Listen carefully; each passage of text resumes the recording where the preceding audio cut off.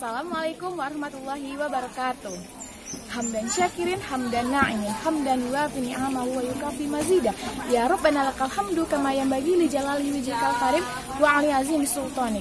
Allahumma sholli ala wa sallim ala sayyidina wa habibina wa syafi'ina wa maulana Muhammad sallallahu alaihi wasallam.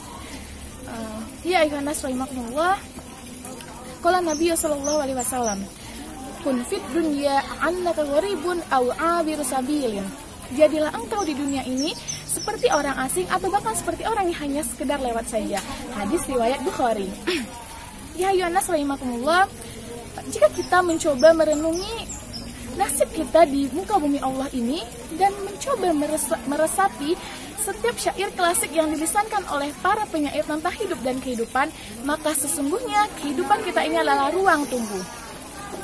Artinya apa? Artinya kita adalah seorang penunggu yang menunggu akhir dari kehidupan. Kehidupan kita di dunia ini adalah masa menunggu, masa merantau, atau bahkan disebut hanya sebagai orang yang hanya sekedar lewat saja. Karena sesungguhnya kita semua akan bermuara ke akhirat yang sifatnya abadi. Suatu ketika Ibnu Mas'ud radhiyallahu anhu melihat Rasulullah SAW sedang tidur di atas sebuah karpet sebuah tikar yang lusuh. Kemudian Ibnu Mas'ud menawarkan kepada beliau sebuah kasur. Kemudian apa jawaban Rasulullah SAW? Ada kecintaan apa aku dengan dunia? Aku di dunia ini tidak lain hanyalah seorang pengendara yang sedang mencari teteduhan di bawah pohon, lalu beristirahat kemudian meninggalkannya. Hadis riwayat At-Tirmizi. Nah, Rasulullah saja tidak pernah mengajarkan kita untuk menomorsatukan dunia. Lantas apa yang membuat kita mencintai dunia? Dunia ini hanyalah persinggahan sementara bagi kita semua. Kita akan kembali ke akhirat yang sifatnya abadi. Jadi seharusnya kaum muslim sejati itu adalah sebuah kaum yang tidak takut akan kematian. Mengapa? Karena bagi mereka kematian adalah pintu yang menghantarkan mereka pada pertemuan yang mereka nantikan, yaitu pertemuan dengan Allah dan Rasul-Nya. Berbeda dengan orang kafir yang takut akan kematian. Mengapa? Karena bagi orang kafir, kematian adalah jurang pemisah antara mereka dengan apa-apa yang mereka cintai di dunia ini. Sesuai sabda Rasulullah SAW, ad-dunya sijnul mu'mini wa jannatul kafiri. Sesungguhnya dunia ini adalah neraka bagi orang mukmin dan surga bagi orang kafir. Jadi, kamu termasuk golongan yang mana? Kamu sendirilah yang akan menentukan jawaban tersebut. Jadi, teman-temanku semua, marilah kita coba merenungi nasib kita di dunia ini. Mari kita bersungguh-sungguh dalam mencari ridha Allah Subhanahu wa taala. Karena sesungguhnya kita di dunia ini semata-mata hanya untuk mencari ridha Allah Subhanahu wa taala. Mari kita berlomba-lomba dalam mengerjakan amal kebaikan dan mengerjakan amal soleh untuk bekal kita di akhirat kelak. Jangan lelah hidup di dunia ini, karena dunia ini hanya sekejap. Apakah teman-teman tahu satu hari di akhirat akan terlaksana bagai 50.000 tahun di dunia? Umur kita aja nggak ada yang sampai 50.000 tahun, tapi di akhirat satu hari akan terlaksana bagai 50.000 tahun di dunia. Hidup ini hanyalah sesaat dan sekejap. Apakah kita memilih bersenang-senang sesaat atau bersabar sesaat? This is your choice. Itu adalah pilihan kami semua. Sekian yang dapat Sabrina sampaikan. Semoga apa yang Sabrina sampaikan pada hari ini bisa bermanfaat bagi kita semua, khususnya diri Sabrina pribadi. Maafkan atas semua kesalahan yang Sabrina sampaikan, karena kebenaran hanya datang dari Allah semata. Fi akhiril kalam, wabillahi taufiq wal hidayah. Wassalamualaikum warahmatullahi wabarakatuh.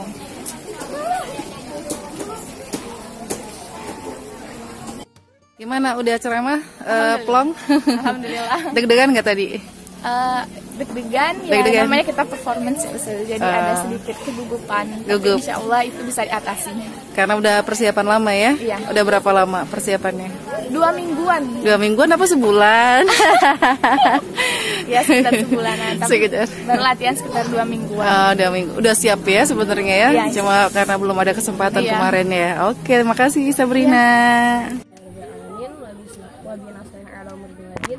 Wassalatu wassalamu ala asrofil anbiya'i wal mursalin wa ala alihi washabihi ajmain amma ba'd. Pada kesempatan ini kalian menjelaskan bahwasanya Islam adalah agama yang keseluruhan, agama yang mengatur dari hal yang terkecil hingga hal yang terbesar, dari kehidupan manusia,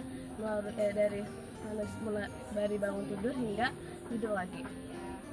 Tapi bahwasanya manusia hanya mengetahui agama ada sebagai ritual antara hambanya dengan Tuhannya. Padahal Allah sudah mengatur dari segi politik, dari segi kehidupan manusia dan masih banyak hal yang lainnya. Seperti Allah menjelaskan dalam surat Al-Maidah ayat 3 yang berbunyi, Al-yawma akmaltu lakum dinakum wa asmamtu alaikum ni'mati wa raditu lakumul Islam madinah. Yang pada hari ini telah kusempurnakan agamamu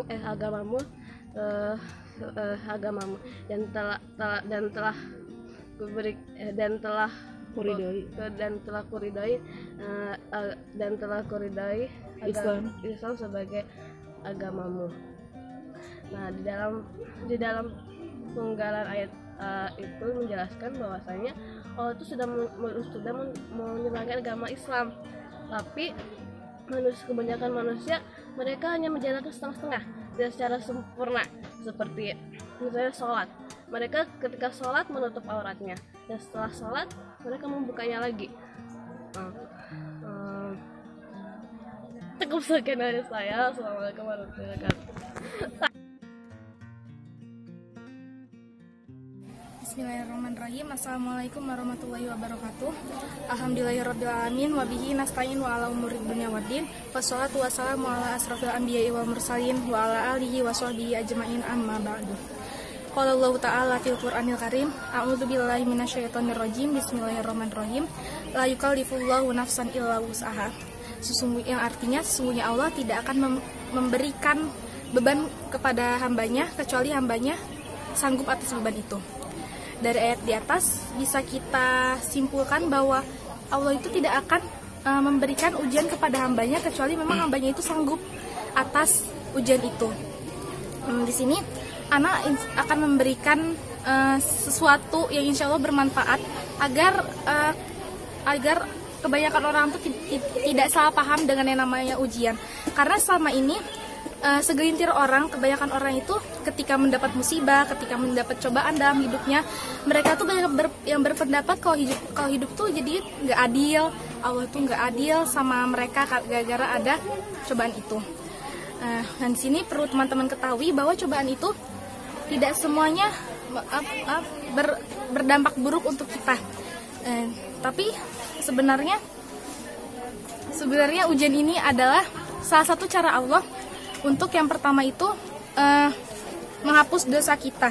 Jadi teman-teman tuh jangan salah, karena masalah ini kadang bisa menghapus dosa kita yang lalu, yang mungkin dulu kita pernah melakukan sebuah kemaksiatan kita nggak sadar, bisa jadi karena adanya masalah yang menimpa kita itu menjadi penggugur dosa kita yang lalu. Terus yang kedua itu meningkatkan derajat. Coba siapa sih yang nggak mau derajat itu ditingkatkan sama Allah?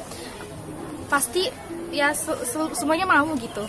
Dan Allah itu pasti akan memberikan ujian juga di level kita. Misal kita ada di level 1, Allah pasti akan memberi ujian itu di level itu juga. Kalau kita udah lulus di level itu, kita akan bertambah levelnya, dan Allah juga akan memberikan ujian yang sama dengan level kita itu. Terus yang ketiga itu adalah mengingat Allah. Nah, kalau menurut Ana ini poin yang paling penting, karena kalau ujian datang, kalau cobaan datang itu otomatis kita akan maunya tuh dekat sama Allah, maunya tuh takarrub terus ke Allah gitu, supaya masalah kita tuh cepat-cepat diselesaikan, cobaan-cobaan kita tuh cepat-cepat selesai gitu. Dan ini kembali lagi ke tujuan awal Allah menciptakan manusia, karena terkadang manusia itu lupa sama tujuan apa Allah menciptakan mereka gitu. Kadang-kadang manusia tuh lupa, dan masalah ini bisa menjadi salah satu penyebab untuk kembali mengingat tujuan awal kita hidup di dunia ini lagi. Dalam Quran surah Az-Zariyat Allah berfirman, A'udzubillahi minasyaitonirrajim, Bismillahirrahmanirrahim, wa ma khalaqtul jinna wal insa liya'budun. Sesungguhnya aku tidak akan menciptakan jin dan manusia melainkan untuk mengabdi atau beribadah kepadaku. Jadi di sini sudah jelas bahwa Allah tuh ingin kita dekat ke Allah gitu. Dengan adanya masalah ini, dengan adanya ujian ini, mungkin kita pernah lalai, mungkin kita pernah jauh dari Allah. Jadi Allah ingin kita selalu mengingat Allah dengan adanya cobaan itu. Bahkan ada salah satu sahabat Rasul yang pernah berkata, aku lebih baik mendapatkan cobaan yang bertubi-tubi daripada aku harus lupa dengan Allah. Jadi itu Masya Allah banget, karena saking gak maunya lupa sama Allah, saking beliau itu gak mau lupa sama Allah, jauh dari Allah. Jadi beliau tuh rela mendapatkan cobaan yang bertubi-tubi. Mungkin itu dari Ana. Terima kasih. Wassalamualaikum warahmatullahi wabarakatuh.